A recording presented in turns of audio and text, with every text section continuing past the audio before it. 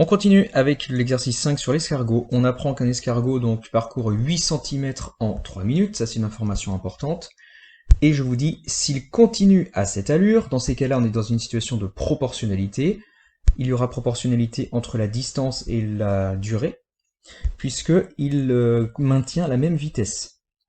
Donc s'il y a proportionnalité tout de suite, ce que je vous conseille de faire, c'est un tableau de proportionnalité. Dans ce tableau, vous mettez immédiatement l'information que vous connaissez, 8 cm en 3 minutes. Vous avez vu, j'ai intitulé les lignes, j'ai mis l'unité, donc 8 cm en 3 minutes. Première question, quelle distance aura-t-il parcouru en 2h15? Alors déjà, vous voyez, c'est pas la même unité, ici on est en heures, minutes.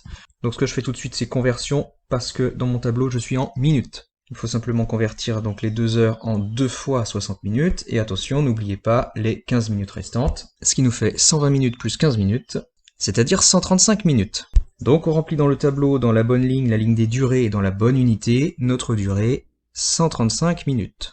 Ce que l'on cherche, c'est la distance que l'escargot parcourt pendant ce temps-là. Pour savoir, il faut absolument qu'on trouve soit le lien qui nous permet de passer de la durée à la distance, ou inversement, ou alors sinon, on passe de colonne en colonne. Je vous mets quand même le lien pour ceux qui ont trouvé. Pour aller de 8 à 3, il suffit de multiplier par 3 huitièmes. Et pour ceux qui sont allés de 3 à 8, il suffit de multiplier par 8 tiers. Il y a un petit peu plus simple, c'est d'essayer de passer de 3 à 135.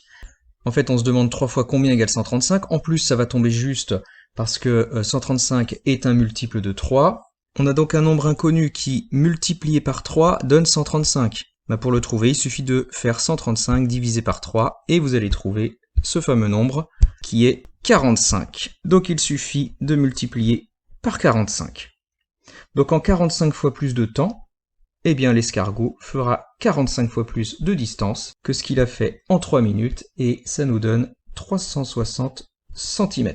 Et on peut maintenant répondre à la question.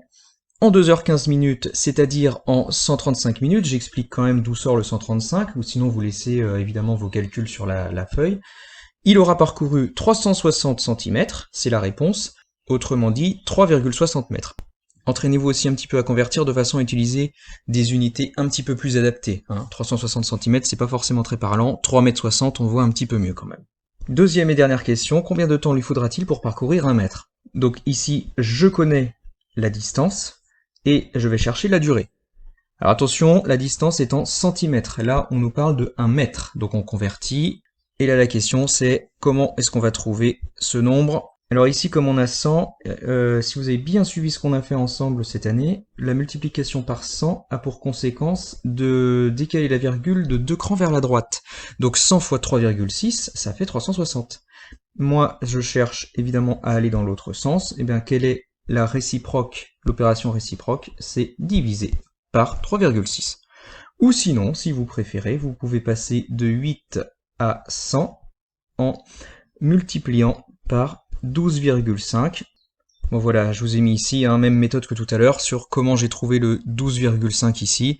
J'ai juste fait 100 divisé par 8. Donc vous choisissez l'opération de votre choix, vous le faites au niveau de la durée, et vous trouvez un résultat de 37,5 dans tous les cas.